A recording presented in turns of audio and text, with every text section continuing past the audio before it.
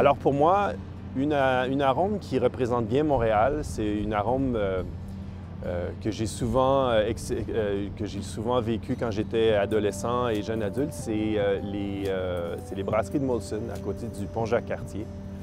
Et c'est pas nécessairement une odeur qui est ultra plaisante, mais c'est étonnant parce que c'est une arôme qui recouvre tout l'est de la ville, en fait. Puis quand dépendant des vents sur le plateau, on pouvait même la sentir. Alors c'est quelque chose à laquelle j'ai immédiatement pensé. Alors pour moi, dans l'expérience de l'odorat sur Montréal, il y a cette expérience-là de rentrer dans la pâtisserie Aroma pour venir acheter des cannelés. C'est une pâtisserie, un cannelé bordelais qu'on appelle une pâtisserie au rhum et à la vanille.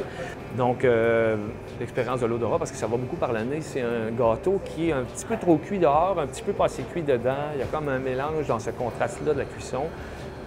Rhum, vanille, ça vient avec une odeur de boulangerie-pâtisserie. Montréal par le nez, des cannelés. Un beau souvenir de Montréal pour moi. Là. Je sens cette odeur et je sais que je ne peux être nulle part ailleurs sur la planète qu'à Montréal. C'est sortir d'un des magasins, des boulangeries de bagels du centre du plateau, avec un énorme sac de bagels chaud en papier. L'odeur monte à la première neige de Montréal. Et cette combinaison d'odeur de neige fraîche qu'on ne sent que la première fois, quand la première neige arrive et les bagels chauds, ça pour moi, il y a un endroit au monde où on peut avoir cette expérience-là.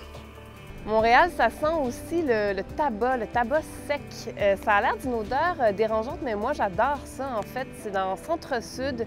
Il y a une des plus vieilles usines de tabac, l'usine McDonald's, qui a une histoire vraiment puissante. Elle a traversé des siècles, cette usine-là.